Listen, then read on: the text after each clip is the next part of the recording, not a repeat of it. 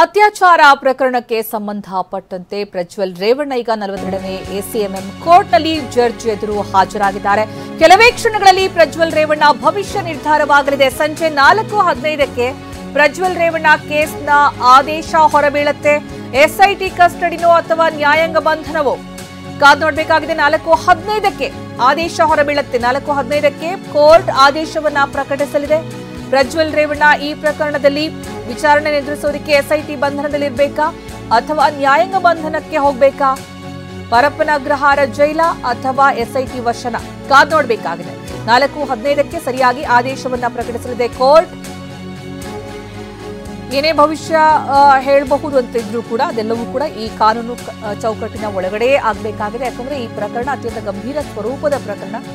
Video ವಿಚಾರಕ್ಕೆ ಸಂಬಂಧಪಟ್ಟಂತೆ ಆಗಿರುವಂತಹ ಗಂಭೀರ ಆರೋಪ ಅಷ್ಟೇ ಅಲ್ಲ, ಇಲ್ಲಿ ಲೈಂಗಿಕ ದೌರ್ಜನ್ಯ ಕೇಸ್, ಅತ್ಯಾಚಾರ ಕೇಸ್ ಮತ್ತೆ ಸಂತ್ರಸ್ತೆಯ ಹೇಳಿಕೆ ದಾಖಲು, 2 ಪ್ರಕರಣಗಳಲ್ಲಿ ಬೇಕಾದಂತಹ ಆರೋಪಿ, ತಲೆಮರೆಸಿಕೊಂಡಿರುವಂತಹ ವಿಚಾರ, ಸಂತ್ರಸ್ತೆಯರ ವಿಚಾರಣೆ ಎಲ್ಲವೂ ಕೂಡ ಈ ಪ್ರಕರಣದಲ್ಲಿ ಬಹಳ ಮಹತ್ವ ಪಡ್ಕೊಂಡಿರುವಂತಹ ವಿಚಾರ. ಹಾಗಾಗಿ ಈ ಪ್ರಕರಣದಲ್ಲಿ ಜಾಮೀನು ರಹಿತವಾಗಿ ಈ ಪ್ರಕರಣವನ್ನು ದಾಖಲು ಮಾಡಲಾಗಿರೋ ಕಾರಣಕ್ಕಾಗಿ ಜಾಮೀನಿನ ಸಾಧ್ಯತೆ ಅಂತೂ ಖಂಡಿತವಾಗ್ಲೂ ಇಲ್ಲ. ಆದರೆ ಇಲ್ಲಿ ಪ್ರಜ್ವಲ್ ಪರ ವಕೀಲರು ಹೇಳ್ತಾ ಇರುವಂತಹ ಮಾತು, ಅವರು ಮಂಡಿಸ್ತಾ ಇರುವಂತಹ ವಾದ ಏನಂತಂದ್ರೆ ಇದು ಜಾಮೀನು ನೀಡಬಹುದಾದಂತಹ ಕೇಸ್ ಆಗಿದೆ, ಆದರೂ ಕೂಡ ಜಾಮೀನು ರಹಿತವಾಗಿ ಇದನ್ನು ದಾಖಲು ಮಾಡಲಾಗಿದೆ.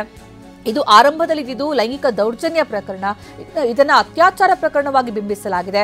ನಂತರ ಮಹಿಳಾ ತನಿಖಾಧಿಕಾರಿ ಈ ಪ್ರಕರಣವನ್ನು ದಾಖಲಿಸಬೇಕಾಗಿತ್ತು, ಹಾಗೆ ಮಾಡಲಿಲ್ಲ. ಅಷ್ಟೇ ಅಲ್ಲ, ಸಂತ್ರಸ್ತೆಯ ವಿಡಿಯೋ ಹೇಳಿಕೆ ಮಾಡಬೇಕು, ಹೇಳಿಕೆ ದಾಖಲಿಸುವ ಸಂದರ್ಭದಲ್ಲಿ ವಿಡಿಯೋ ರೆಕಾರ್ಡ್ ಮಾಡಬೇಕಾಗಿತ್ತು, ಅದನ್ನು ಕೂಡ ಇಲ್ಲಿ ಪಾಲಿಸಲಾಗಿಲ್ಲ. ರೆಡಿಮೇಡ್ ದೂರನ್ನ ಸ್ವೀಕರಿಸಲಾಗಿದೆ. ಇದು 4 ವರ್ಷಗಳ ಹಿಂದಿನ ಆರೋಪ. ಏಪ್ರಿಲ್ 28ರಿಂದ ಮೇ 2ರ ಒಳಗಡೆ ದೂರು ದಾಖಲಾಗಿದೆ. ಆ ಸಂದರ್ಭದಲ್ಲಿ ನಡೆದಿರುವಂತಹ ಅತ್ಯಾಚಾರ ಅನ್ನುವಂತಹ ಆರೋಪ ಇದಲ್ಲ. ಇದು 4 ವರ್ಷಗಳ ಹಿಂದಿನ ಆರೋಪಕ್ಕೆ ರೆಡಿಮೇಡ್ ದೂರನ್ನ ನೀಡಲಾಗಿ ಈ ಒಂದು ಪ್ರಕರಣದಲ್ಲಿ ಪ್ರಜ್ವಲ್ ರೇವಣ್ಣರನ್ನ ಸಿಲುಕಿಸಲಾಗಿದೆ ಅನ್ನುವ ರೀತಿಯಲ್ಲಿ ಪ್ರಜ್ವಲ್ ಪರ ವಕೀಲರು ವಾದ ಮಂಡನೆ ಮಾಡಿರೋದು. ಇನ್ನು ಈ ಸಂದರ್ಭ ಎಸ್ಐಟಿ ಪರ ವಕೀಲರು ವಾದ ಮಂಡಿಸ್ತಾ ಇದನ್ನ ವಿಕೃತ ಕಾಮಿ ಅನ್ನಬಹುದು ಅನ್ನುವಂತಹ ಶಬ್ದ ಬಳಕೆ ಮಾಡ್ತಾರೆ. ಅದಕ್ಕೆ ಪ್ರಜ್ವಲ್ ಪರ ವಕೀಲರು ಆಕ್ಷೇಪ ವ್ಯಕ್ತಪಡಿಸ್ತಾರೆ.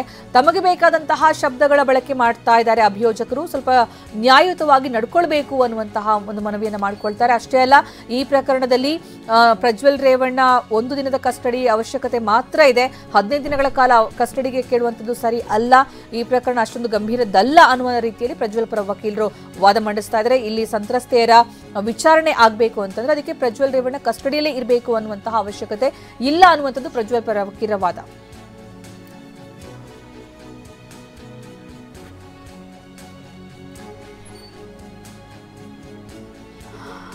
ಇನ್ನು ಈ ಸಂದರ್ಭ ಎಸ್ಪಿಪಿ ವಾದ ಮಂಡಿಸ್ತಾ ಹೇಳ್ತಾರೆ, ಈ ಪ್ರಕರಣದಲ್ಲಿ ಇನ್ನಷ್ಟು ವಿಚಾರಣೆ ಆಗಬೇಕಾಗಿದೆ. ಅಷ್ಟೇ ಅಲ್ಲ, ಇಲ್ಲಿ ರಾಜತಾಂತ್ರಿಕ ಪಾಸ್ಪೋರ್ಟ್ ಅನ್ನ ಬಳಕೆ ಮಾಡಿ ನಾಪತ್ತೆಯಾಗಿರೋದು, ಈ ಪ್ರಕರಣದಲ್ಲಿ ವಿದೇಶಕ್ಕೆ ಪರಾರಿಯಾಗುವಂತಹ ಪ್ರಯತ್ನದಲ್ಲಿ ಪ್ರಜ್ವಲ್ ಇದ್ರು. ಯಾವಾಗ ವಿದೇಶದಲ್ಲೂ ಹೋದ್ರೆ ಬಂಧನ ಆಗುತ್ತೆ ಅಂತ ಗೊತ್ತಾಯ್ತು, ಆ ನಂತರ ವಾಪಸ್ ಬಂದು ಇಲ್ಲಿ ಎಸ್ಐಟಿ ಬಂಧನಕ್ಕೊಳಪಟ್ಟಿರೋದು ಅನ್ನುವಂಥದ್ದು ಇಲ್ಲಿ ಎಸ್ಪಿಪಿ ವಾದ. ಹಾಗಾಗಿ ಈ ಪ್ರಕರಣದಲ್ಲಿ ಪ್ರಜ್ವಲ್ 15 ದಿನಗಳ ಕಾಲ ಎಸ್ಐಟಿ ಕಸ್ಟಡಿಗೆ ವಿಚಾರಣೆ ಎದುರಿಸೋದಕ್ಕೆ ಅವ್ರನ್ನ ಕೊಡಬೇಕು ಅನ್ನುವಂಥದ್ದು ಎಸ್ಪಿಪಿ ವಾದ. ಏನೋ ಈ ಒಂದು ಪ್ರಕರಣಕ್ಕೆ ಸಂಬಂಧಪಟ್ಟಂತೆ ವಿಕೃತ ಕಾಮಿ ಅನ್ನಬಹುದು ಈತನನ್ನು ಅನ್ನುವಂತಹ ಶಬ್ದವನ್ನು ಬಳಕೆ ಮಾಡಿದ್ದಕ್ಕೆ ಪ್ರಜ್ವಲ್ ಪರ ವಕೀಲರು ಆಕ್ಷೇಪ ವ್ಯಕ್ತಪಡಿಸ್ತಾರೆ. ಏನೋ ಈ ಒಂದು ಪ್ರಕರಣದ ವಿಚಾರಣೆಯನ್ನು ನೋಡೋದಕ್ಕೆ ಕೋರ್ಟ್ ಹಾಲ್ ಇದೆಯಲ್ಲ, ಕಿಕ್ಕಿರಿದು ತುಂಬಿ ಹೋಗಿದೆ, ಜನರಿಂದ ತುಂಬಿ ಹೋಗಿದೆ ಕೋರ್ಟ್ ಹಾಲ್.